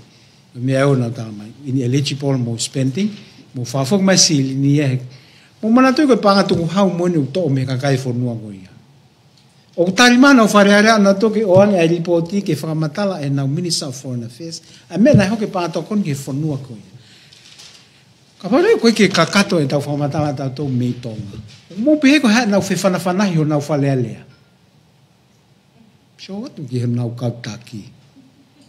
A mea koe nai hunke a Minister koe, ko whe a taki lere o tau whonua. Ko me ngonu whahe pureanga koe ni ka pau at risk public interest pa mo lelei a pureanga pa mo lelei a tonga. Ko me nu mau whai, pau ke mau wala ke puke mai. Na whawhai ku hola mo hataha, ko tau o si. He kai ki hataha la mai koe ke whimaha risiti ki he ono noa miliona koe kia mea pehe ia. O ku tari mai anu sila mo asileri apa mo ATP na na masili ni, ke ange ai ripote a tita ko kakato ko hae ne opinion. Kapag ni opinion ku lelei pa ko tau final lo tau osi. Kapag man opinion na ineligible mo fa mole pa ko ni tonga. Mo fa foki pa nga ko no totonu. Kapag ko ki tau fa foki, ko me de na vai ko aunga ko tau to koni ke fonua pe kai. Te tau te fakalahi ko tau to koni pe kai pe fe unga pe ai. O kapag ko me ai fa ke na pa anga ko pa atu. Ko pa anga ni na tana ke ma fitu ko to oni me patseti e fonua ko ya. Nanam discuss hape ko tau patseti. Ave mua hapa anga e fang yau miliona ma tonga ke to koni na. Mi he tau patseti ko tuku hau na tana ki. Mi he me tau ko tau tana ki me. Pa ko tari mai ka kai ko to tong tuku hau fonua ko ke nau fanong ke to kon me tonga na ka kato ko nga ke pena le. Ko me tu mi sta e fonua ko fo matala na fale. Kai ko fe fana hi. Fica ako mo tau fonua ko ke le tau me fa. Malo pito palemi ale ole e mawhainga maari. Ko whehui at pepe ko whakotu e kabineti ha kaweinga pe ko hatau mua ki he teu kone katoanga e tau teo ni manoa o e kone stutone. Pea ki vai vahe mai pe ka taki ko hai mahu inga ai kone stutone ke tau society e ahoni. Mawa ke tari mai e whafonga mahango e kone stutone ko tau whunua. Ko tau teo ni manoa e kamata whakatahai ka hau ke sia ki prokalama. Ke mea hokoleo ke e whai hawa whatau wholofola e pele mia ne foki mai ki ne afio fa ho ki ai po kamponi na mo koi ka fa ka veinga ki tau mai ka hono mau inga na tau te ni mano ko ni suto ne kai tala mai tai ku ki to ne ki tau fa fia malo e tau kakau mai mo ko ni suto ne abana ka ko ni suto ne ki tau kakau mai mo asia tau totonu ki tau kere mo malu ki tau tolu i totonu mo me pe o mo pe he tau fea ya ko ni suto ne u fa ki tau o e pe lawe ka kai ni ki tau ko ni suto ne pe he mo pe ka ko fonua ke ne ko ni suto ne ki kakau aki i tau te ni mano me mau o totonu e tau fia no ke si ate ke hua ke ko risi ko si tau te no ka tonga fia ka kai o totonu tau fia pe ka tari o feri komit programa mo ekparemia fai fa tau fo ne fene ilwak me minusi ki tau te anima no ko ni ku ai ha fa hinga ka venga fa ka kala ki tau te ka ko tonga programa ko tau sianga pe tau ke fai ka tonga tau be ma pa to mi tau fifia e tuku ki mu tau me ki he a fa no ma tau hanga ta pe ke ma wenga tau ko mi suto ka tu pe ki he mi sa polisi ha ne me ki he ko wa fe wi ko ha au ha tau ko ni suto ne oi na ku mau fai nga mario ki nga oi ha mo ai foi fehu e na pe pasivi na pe ta oi fia na pure e to ha mo e foi tali e ko ta fa me so no mau inga ono mau inga e na wa ko e me go ya ke mau inga ia ai na citizens he me na fai e mari e toa ono fata ta na ha mo me to ko ta ko ni su to ne ono whakatalatala mai e whanua me wauta. O mai ke hala whanonga e mama o e ota instructor. He koe tō wholofola nei whai tupo uraki. Koe ui, koe whaunga hano pure e whanuan, ko au pena e lao. Koe ku whaka amu koe mea nei whai, nei hoko lao. Ka, koe ui koe mama ku ia te au, koe whaunga ia e wauta. Mo whakapouri. Ahoni o ko mai ko ni sutone. Ko new era ia o e mama. Ke ne tataki. Pea whai ene pure o whakatatau ki e ko ni sutone. Pa ko ni sutone ne ke puke tau tolo mauruta. O ne hanga. A koe lau maari na kakano ake ko ni sutone. Koe ngahi tefito i tui whakaristiane. O na mahu inga e ko ni sutone. Hanga he konisu tone go ya puke mai ho tau mau luta wa mai ke an. Ko Amerika o ku pore Amerika he lahi a lau piriona na hanga o famore me ko mafta. O na o lau mari na famore ai ke ne puke merino mamani. O pehe anga e tau sio ke tau konisu tone. Kai ke whakamore ia. Ka une puke merino e whanuan. Ono mau inga e koni stutone. Malo. Kati ke tō taha mau inga taha e a whāno i maga ulak whā. Tupo ulak. Ka watpiki tala noga niki tau wahe pe. Nā anu tau ko siki he motu ko palau. Nā mau e tala noga ko ni ko nau tala noga pe. Nā tu o fiha e mau whinga ke mau tau ataina me nofo whakaongongo. Aina tu tolu nau whenga pa anti-sighted. Kai ke loto taha nau whalea lea ke nau hiki nima ke tukuange nau tolu ke nau tuu wange nau tuu hea. Pake nau whakakau en. Tau hanga mua o whakawhi i maa tau whaahau tu pou wha. Ako tai walango fulu en. Ke haere mai ange o talamai ka ki tau tolu. Koe hae mea na e tau ataina i pia tonga e kai ke nofo whakakolonia ki hataha e Pasifiki. Koe talanoka na nau talamai ka te au. Ai haere ange a tau whaahau tu pou wha o inspire ki nau tō. O koe ko hahalai ke te nofo o tailili mo ilifia ki ai. Ke te nofo tau ataina me ha whakapōpula mo ngahi. Hai sia. Ma koe fu iliwaki mai ko a tau whaahau tu pou wha. Kai hiki nima ho nau whare area kato. Ta koe fu ihalai ko se ape fu nue Pasifiki u alu tau ataina pia. Ke toi pule i whakakoloni. Ma nau hiki nima rea nau. Whakaam nau tō lege nau tau ataina. Pa atu koe ke whunua na nau pule i patamai. Sai ko mōlo toi. Tuang no tō. Ko palau e ahon. Lau pia tū tō ta. Ma koe nau tak mamata koe nau mea top tahai. O whaingata alu i ke hupo ki te whau me hene o alu ki Taipei, Taiwan o whau ke. Pa ko te takai Hawaii o Hawaii. Koe kakai una hau ki Kuamo to ki hau ki.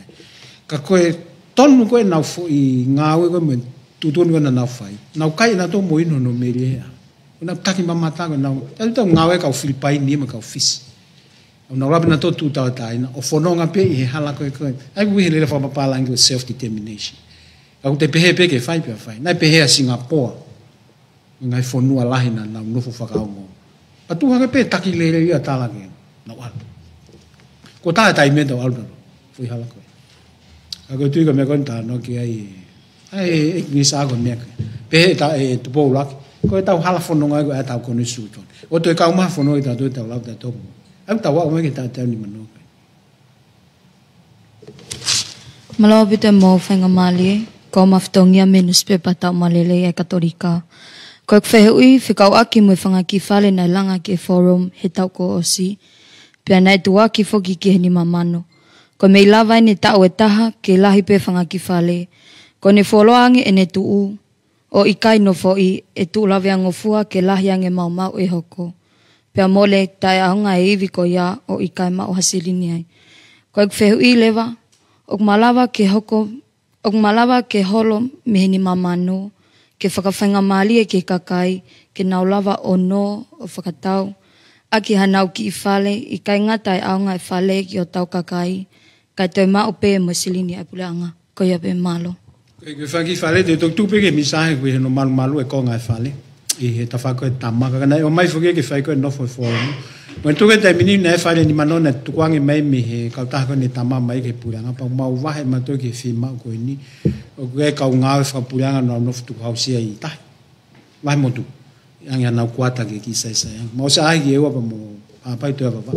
Ke to o kuata puleanga koe kovi apito ke ato ko hapai mo wa nau ko le ngai whale ke nofu ena tamai ki ako ko mai me whaki mo tu o ako I pangai pa mo nei afu. Mo ave ke whangi whale ke nau ngawe ake. Pea mo e kliniki, o kore e po ngai mo e whangi whale ni ke ngai koe kliniki.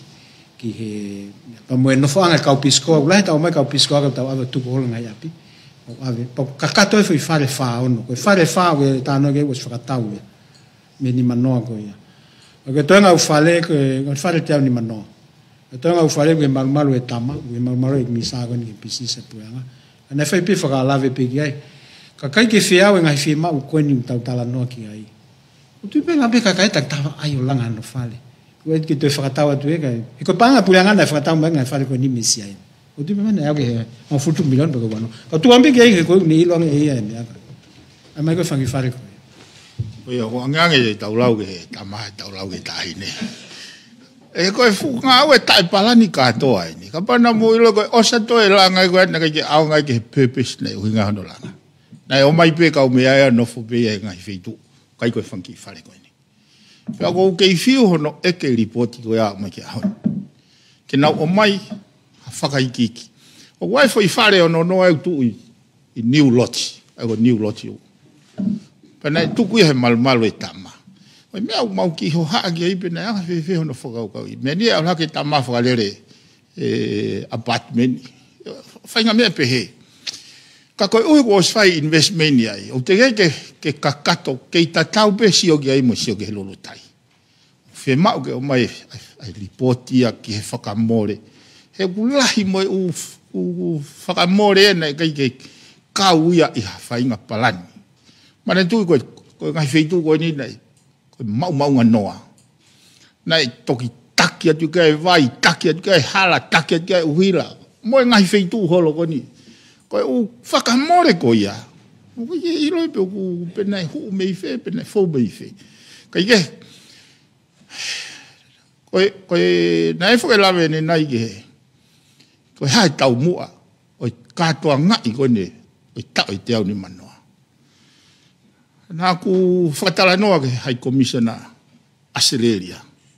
Mo whanau mai pe mo wongo I whe tangata mea koe ni. Tonga is the second country.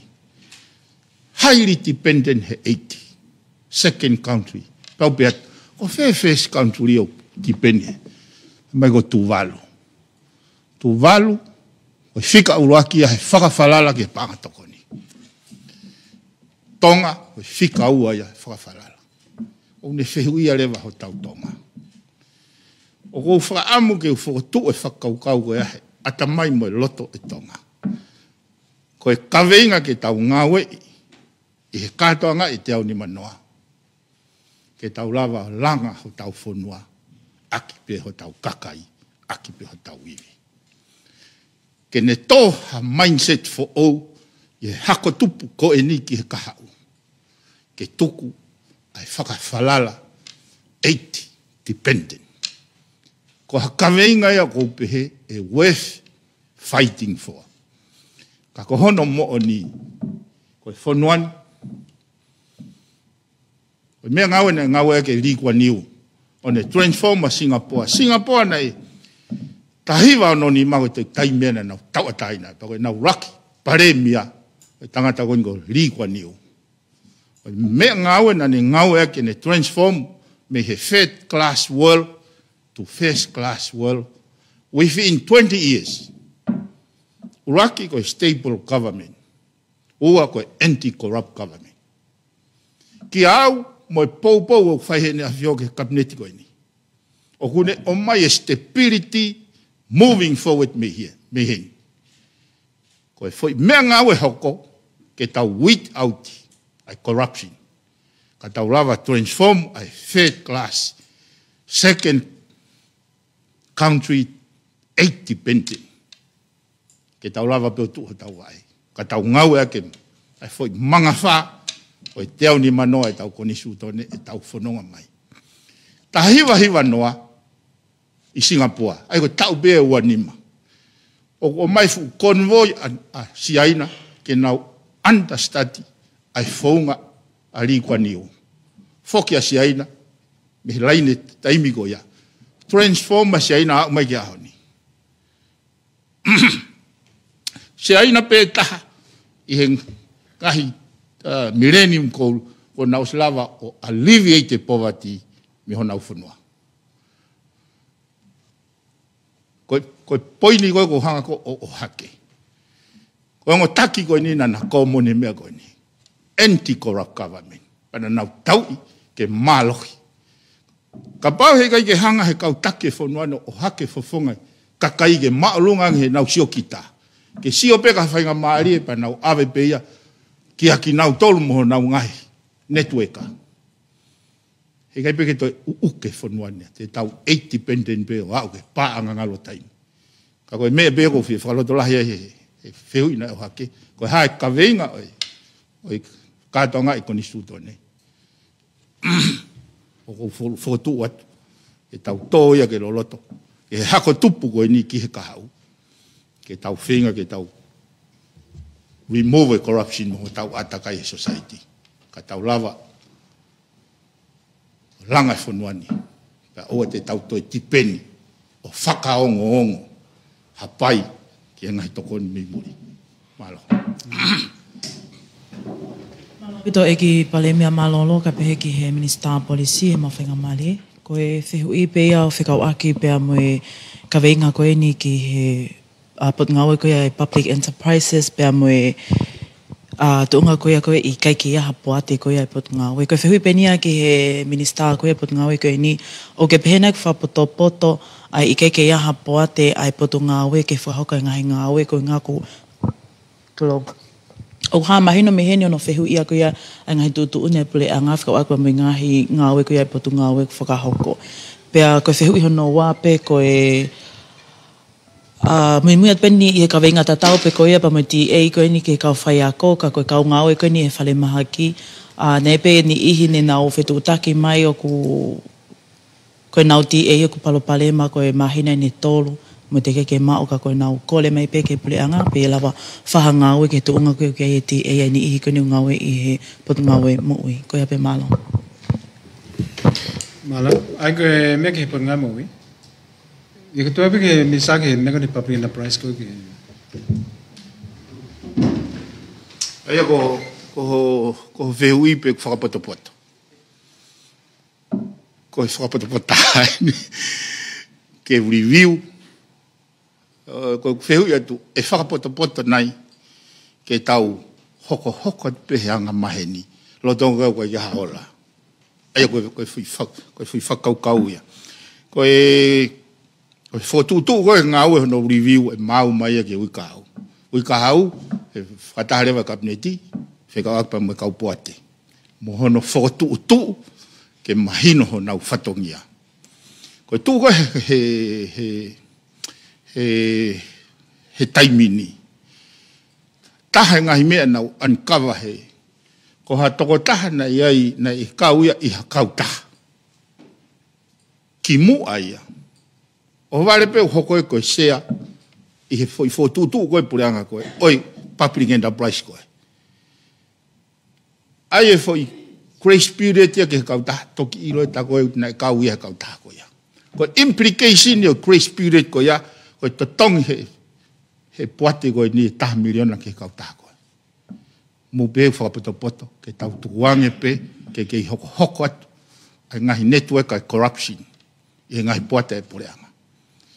Koe kupu hiva o e lao public enterprise o i he mawhai o i he minister ono toka nga i interest shareholder pa koe he minister i he ne whakaukau ki he whakapoto ai minister ke ne whakotu hakau tare kita i he whakapoto pe ai minister. Ka pau pe he minister o te gai ke whakapoto. Kai ke mau halao ya. O mahu inga ke iai poate. Ka wai ke tūtuni e lao kua pau. Kono koe whakangata pe koe remove hataha me poate o ku kawai ngahi elemeniti koe ni. Iha expire ene kontureki o ku remove me poate. Ka koe uhi koe whakakaukau koe o e poate ki he interest ai shareholder mo e kakai o ku nauhanga na tō skuta naisi mahina e ua ki mua pia kamata tau whapanga ai mea ui koe business plan pia koe ne tari pe he shareholder pe koe kabineti pe koe pureanga business plan koe nau whatongia rewa ke whai o koe nau te kauna tō he manage a public enterprise koe no oversight ai implementations according to plan. Kone tūko he taimini, koe whaka e nia, o e palani koe tau whapanga koe. Koe oversighti koe au, wisium peia he potu ngā aue, kai o rewa ko whakututu, mai ha whakututu, whakapoto, ki he kaupuate kautare kita, ke hoko atu, ke tau whapanga hoko. Ai koe whemau e lau, mahina e ua ki mua, pia kamata tau whapanga, submiti mai. Ai koe kamata he aho uraki, o me, ke kamata e poate fo ou, pia moe business plan. Hono skuta nice, ke mahu inga maarie ai whakamore, pia moe, hange koe ni. O mo pehe, wai taha e ngahi public enterprise. Koe cost of sales, pia koe cost of productions. Avarisi e 1 miliona. Koe nau revenue, whiunga mo hiwa miliona. Uhinga liri au pita. Wai ngai public enterprise au peheni. Koe nau cost of production, koe cost of sales. Whiunga mo taha miliona. Koe nau revenue, taha mo taha miliona. Kai te kehe mo te nari tahana ne tanu pe. O atu ho taha, koe hao tangata ngō eke ko whee taha miliona na atu tamai koe ngō kei pue puke atu pe. Aia koe mea kou whaui au i whare area koe busy doing nothing. Koe anga e tau ngā ue ke tau whaka invest e taha wha miliona, pa te hao mo haua no miliona. Aia koe poini au ako ai mahu inga ke skuta nai se ngā ue anga koe. He koe o service unau provide o whakapatonu ia ki he well-being ai kakai. Tau fito ke tuku hau si ame masiwa. Ui ngai e kupehe whakapoto ai whakaukau ai minisa.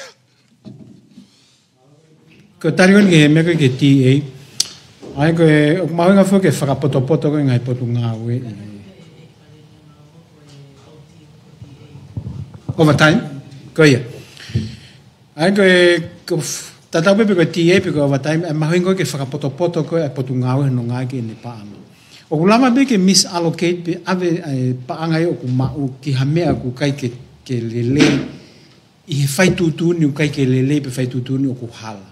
pau tau ilo be ava hala tau tutuni ke ave paanga ia taha miliona ke mea koe kai tuku ta koe ko mea ko ton ke whakapaanga o kutuku ka koe e totonu ia ka kai ni na o singawe na wahe ke oang ka koe kai ka paanga ko isiu ke hele vai pau tau fehu ia le fai fefe tutuni ke whamole ke ngai patseti o wau fai whakalele ton pe ke ai e palani ki mua ke mahino ia ngai ngawe hango na e fai ki he ngāwe e kau whai ako ko kau nesi nau lere nau tō he time kontoa o kai ke tō tu o ngā. Ka whoke me peke whehui kone ka ki tau tolu ko mea maho inga apuito ke tau whai tūtū ni tāu whakapoto. Ma pao e hala tau whai tūtū ni pe ko ha tūtū ni o kai ke lelei ko mea hoko kono misallocated resources. Pa kai reo ke mau hapa ngai ke whai ke ngā tū tonu kou tau whawe whai. Pa whoke reo ke mea kono o hake he minister koe ni. Ki tau whakasisi e tau whai halaka ko ngai whanua lahi au lau piliona cost ia whai hala. A corruption. Ko tau tolu koe tau lao ko te ain ke whatu e tau lao ke tau awhi. Ka tau tea mama whai ngai whanua lahi ko tau seu nau. Whakalakala whai unomika ke ua te ke whai hala. He pūri ai paanga na tonu ke tuku he ke whai ke tau ngau. Ko e tuku e taimini ko e mahino e ka matolu o ministamu kabineti ko tau langa whakaosia ka hamea. Ka pau te whakaukau at risk hamea tene hanga tuku ki lalo ai lelei mo to tonu ko e kakai. Ko hai tene whai ngā wiki ai. Ka kai ke whai e minister whai kabineti. Pa ka whaila minister pa whaila mo e kabineti. Pa koe tau osi. Ka maret kai ke tau wala ato o puke mea koe mo whai mo whakatonu mo whengai ke ua hoko ha mau ai.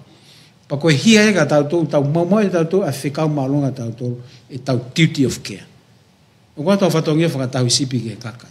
Ko hawe o kou he tu onga, o ku ngari pe te tāpuni ai whetu, o ku ngari o ku iai ha evidence ai ku kona e tau moanga mai. Whewheka paha kei te tokanga weki ai, pa kei ke uhoha a weki ai. Ko whatongia to tonu e ko mautolu ke whai, e ko mea ku hinga koe ke e minister. Ka pau e ta autu beha ta haia sio, ka na ea no 9 miliona na ta e receipt. Ko haho nola. Pe koe paanga fiha ku mōre e mihiru tae meni whai ke ngahi mea ke, koe haere vai mea e hoko. Ki kaungau nau tangi mai ke anga nau semi ti koe nau whenga tae. Ka ko whengi ke whamama whai point koe ni. Koe ne mahino pe at risk, o ku tū lavea ngofua at public interest pe koe lelea kakai. Ko hai ufua ala kai. Koe minister ko ka ana e ilia koe, koe mena whakanof. Koe mau fuakava koe whalea lea mo fuakava e kabineti. Ko ia ia mau whenke uphold. Ke mau uphold the public interest. Pa pare vai hoko ha mea ki ai. Pe ko ha mea hoka ki mautolu. Ko poke maulele mautolu ia. O teke ke mama o me public interest e whai ngata amo mea koe ala hoko. Pe ko ha hono uhinga. Pe koe mau duty of care. Ki kakai whanu. Ki whakahoko o mea koe. Io sa. Koe la mari primere leo pe ke hek ni sāko ni tau whadahau ni. Pe pango pe mui o se tau taimi. Kau ki korenge kau. Koe kau ki korenge pe kau whai ngongo ki mua patau te kau koe mo gata whai ngongo. Ko tau umai ke heniu tau tō lahi. Tau wahe taimi ka pau lolo ako whehui e ua kore koe ke ek minister pe koe ek parimia. Ha taimi ke mo interview ka ia mau taimi ke mau. Koe ni whakanono ek whehui a koe. Te whai kore e taimi ke heia.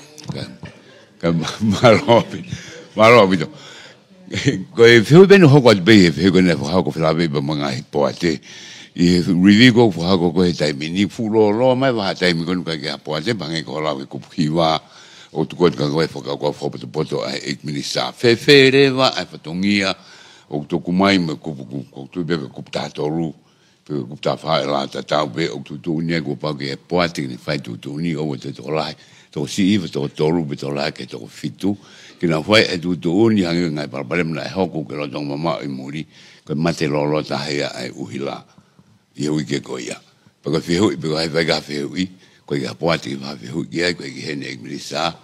Koe ke ilpo ka haa mea. Pako no ua pe i he mea tatau pe.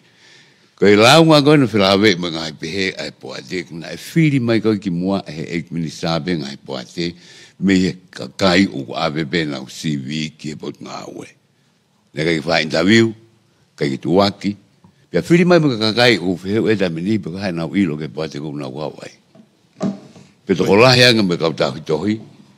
I ngai kakai matātao i he poa te tataha i me kuhiri. Peko hai whotu tuko kai. Malo i mista. O ki whehui e te au ea. O ke pēka mana he poa te naka ke mate ai uhila. E kei mate pe uhila. Koe kau poa te koni he no technical clue Ona whakarere mga mea koe ni. Ko mea ko ngau ki ai. Ko their role is to oversight the implementation according ke palani ko os approve. Ko poini ko hanko o hake.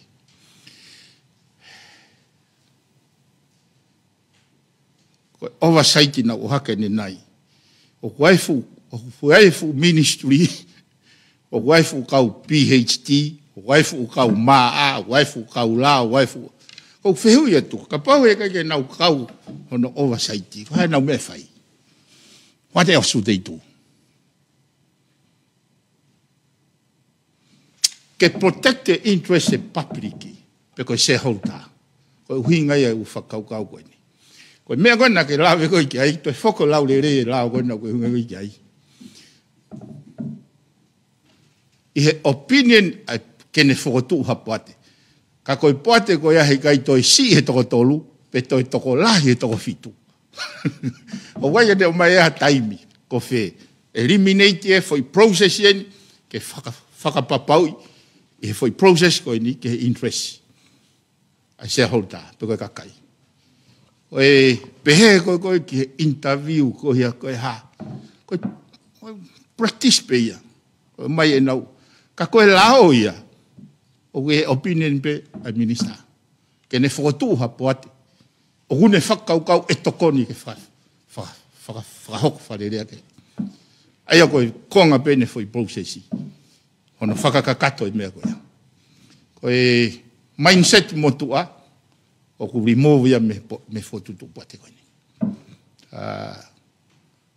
Mo e whotutu ki he whakasisi e whakamore koe. Pea te nau o whakapapau i he ngahi polisi o whotutu whatahpa mo e puate koe ni. Ke remove mea koe self-interest taktaha whakasio pe ne. E mo whakakokahi mea koe ni pe uhinga le rei. Koe tu koe e lao whakataha tu o taha, at least o taha he mahina ua. Ai ka pako at least o taha he mahina ua, minimum e whakataha ko tu ono. Ka pai aluha puate o whakataha tu o fitu noa. O mo pehe koe hae rewa e nau toi, koe hae nau mea. Ai o mahino rewa ki au, ta koe tau whakalere mai ai u public enterprise, na ikai kia ngai palania, ke whai ngofua hono navigate, ai flow sati o e nau implementation. Koe hui ngai o lahi e nau. Ka koe foi whakataha ko tope.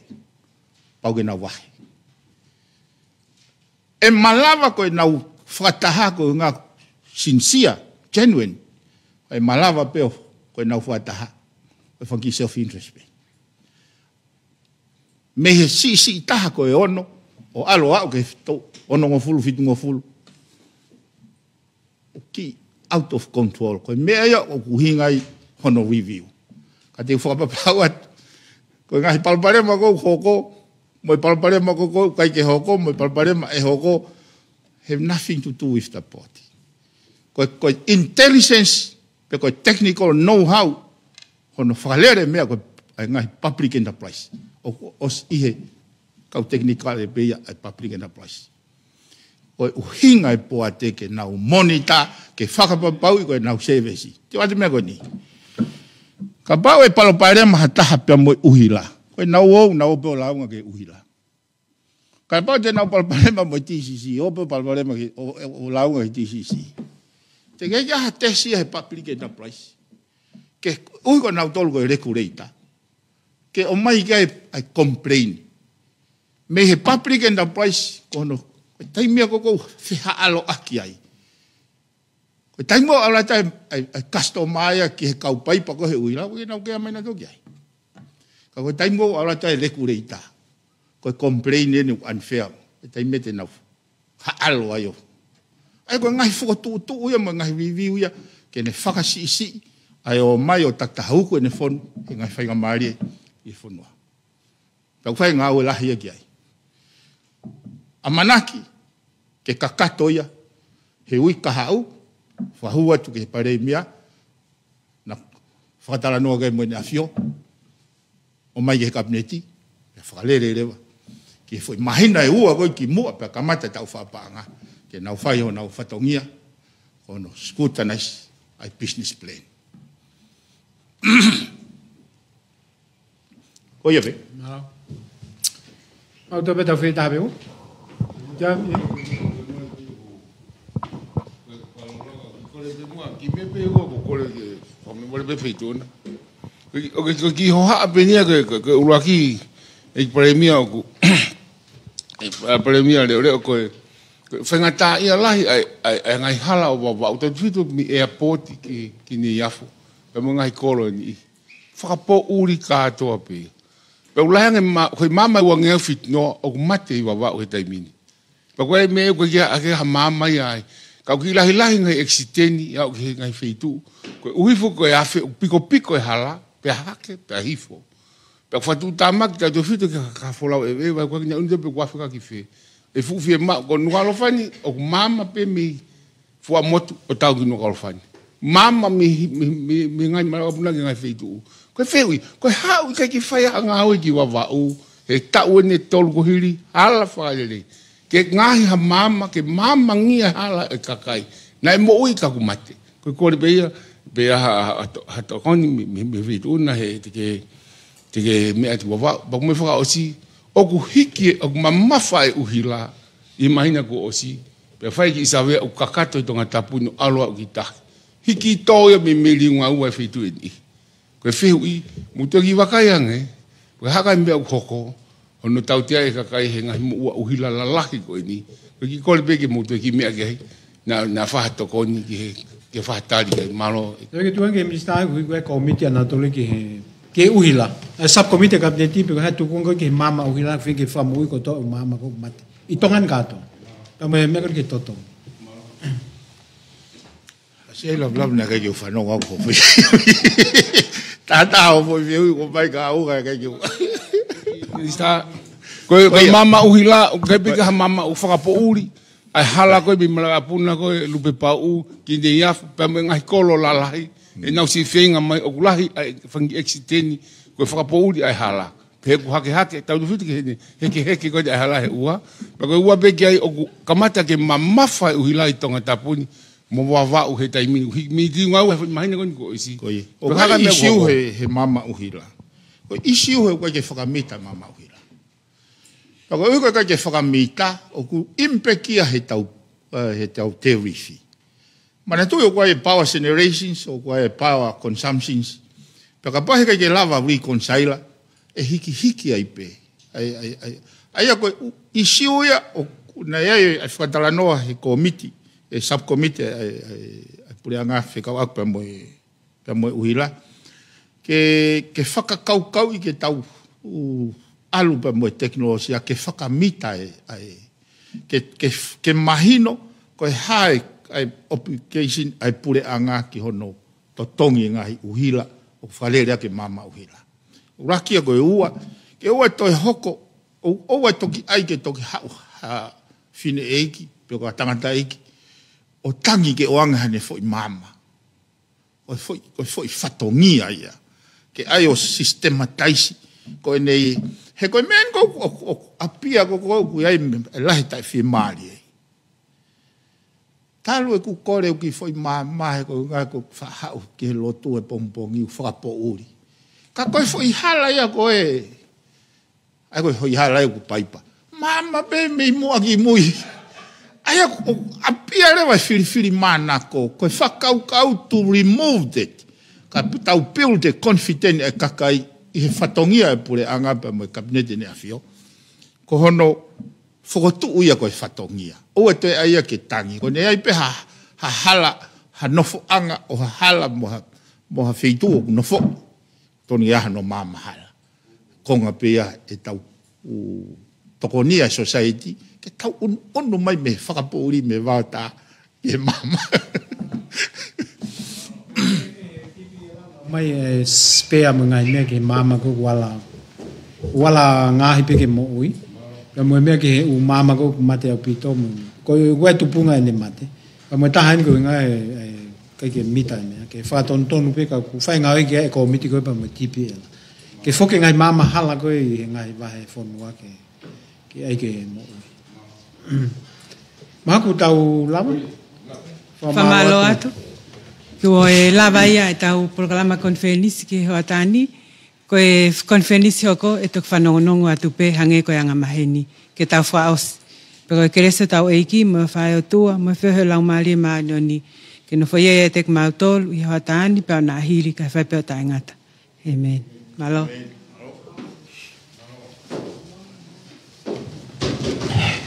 Toi ai programa ko ia whataha ai Premier leo.